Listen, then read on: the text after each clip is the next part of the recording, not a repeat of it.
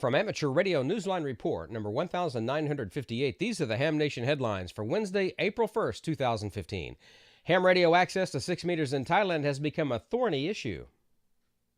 Thailand's National Broadcasting and Telecommunications Commission, or NBTC, is considering a new national frequency master plan, one with the twin objectives of strengthening national security while also planning new broadband telecommunications services for the future.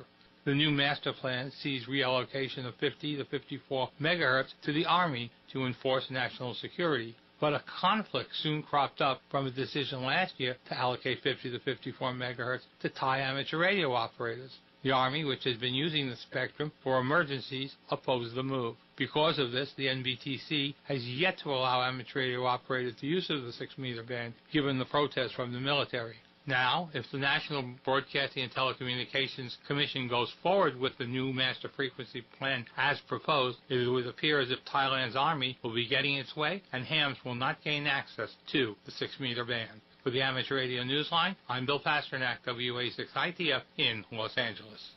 The International Amateur Radio Union has approved the publication of an emergency telecommunications guide and has made it available on the organization's website. Skeeter Nash, N5ASH, has more.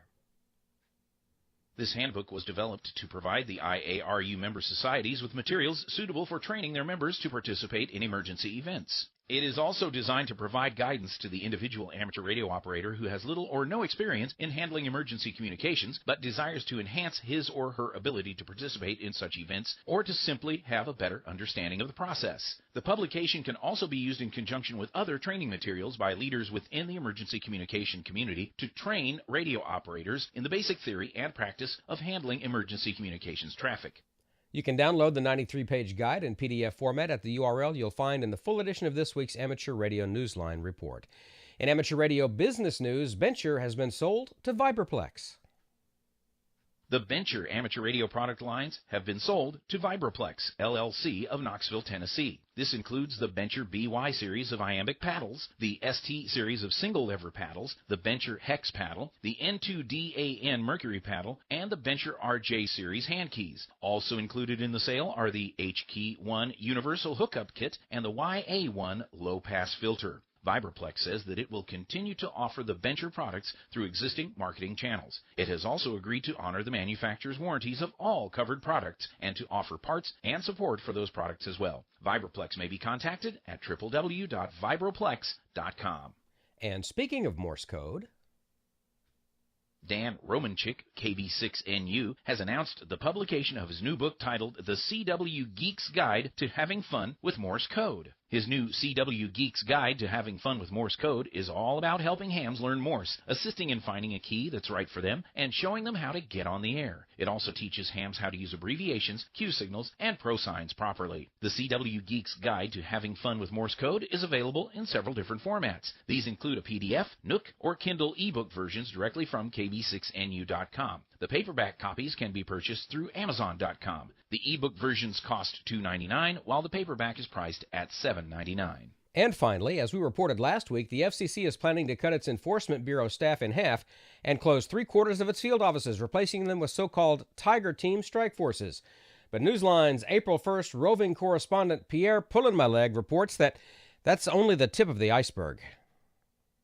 We have learned from our confused sources that the FCC's proposed enforcement Tiger teams will be only part of a menagerie of planned strike forces, including lion, leopard, cheetah, and chimpanzee teams. Each of these will be devoted to enforcing FCC rules in a particular radio service, representing in total a titanic new response to lawlessness upon the airwaves. Beginning next April 1st, enforcement in the amateur service will be the responsibility of the FCC Chimpanzee Team Strike Force. These special agents will leap into action whenever a rules violation is detected on the ham band, going bananas and swinging from tower to tower until the violator is brought to justice.